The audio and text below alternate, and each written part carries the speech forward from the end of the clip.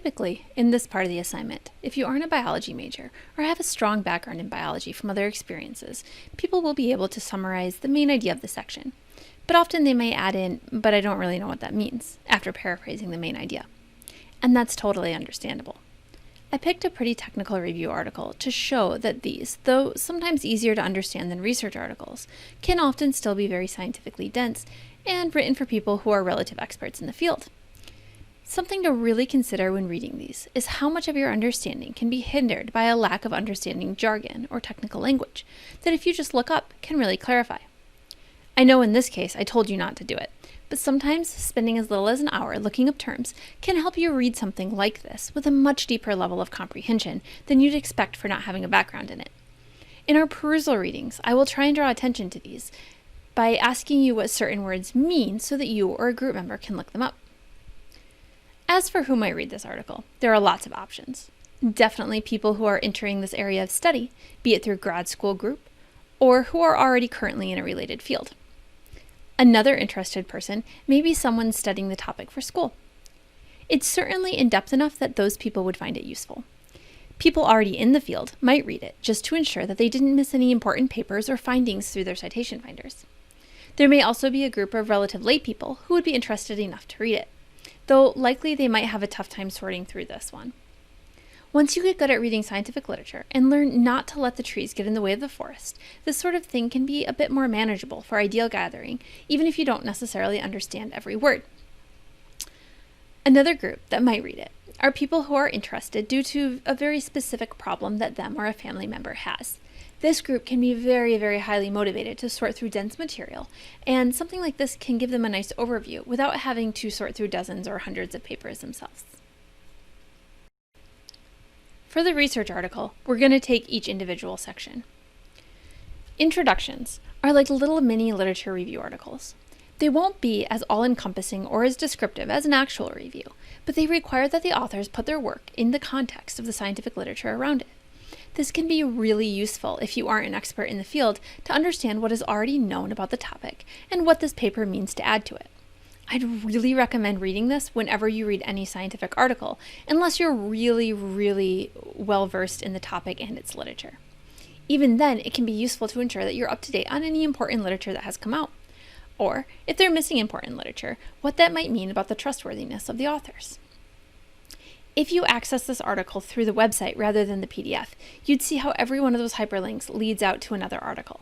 If you really want to do your true due diligence on a topic, you'd want to check that most of those citations say what the author says.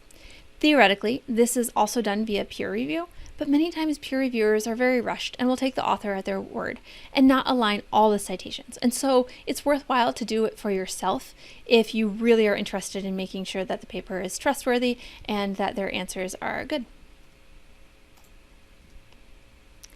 The methods section can be thought of as a recipe for the experiment. A well-written methods section should be written so that if you had the necessary skills and materials, you could repeat the experiment, and theoretically, if both the original and yours are well done, would find the same answer. This is the section that is generally skippable if you don't know the topic particularly well. This of course, presents a problem. If you don't read it, you won't be able to find any possible problems, which is why I say if you don't know the topic pretty well, as at that point, you're likely having to take the authors on their word anyways.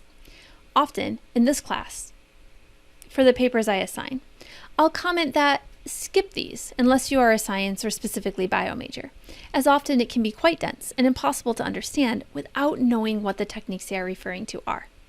I'd still skim it for fun, but please don't feel like you need to completely understand most of the method sections that I give you.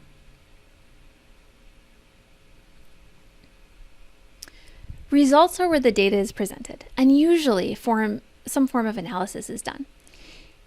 It theoretically should be a sort of boring recitation of the facts of what happened. Usually, this is where you'll see tables and numbers and graphs and other data. Often people will read this early on, before even reading the methods or introductions. That can be a very legitimate way to read the paper, depending on what you're searching for. Typically, this section also requires a reasonable understanding of the topic to understand or summarize.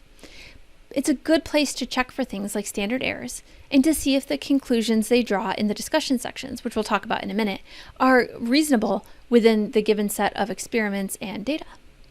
or if there's room for alternate interpretations. Depending on the paper, you may have one or both of a discussion or conclusion. In the discussion, the authors take what was found in the results section and puts them into context, summarizes, and draws likely conclusions from them. This is the section of the paper that non-experts can generally jump to and feel like they somewhat understand. The problem with that is that it's also the place where authors' biases and desires for a paper to make a big impact come into play. Even with the absolute best of intentions, this is where issues with bias and drawing conclusions, which are not fully supported by the experimental design or results, can appear. It's also why, to really truly do due diligence in understanding a paper, you need someone who can understand the methods in the results sections. But this can be a good place to start to decide if you want to try and dig deeper into understanding the paper. This is often the first thing I will read after the abstract. That way, I can read the results and the methods with the eventual goal in mind and decide if I feel that they are adequately supporting their conclusions. Another problem that we will eventually get into is often journalists and bloggers will only read this section to write their headlines and articles on, which then bypasses an extra check that should be on the authors before making it into mainstream knowledge base. I highly recommend against trusting any random journalist or blogger. There are a few that are very, very good that I can talk about if such things interest you, but we'll get into that on some other day or lecture.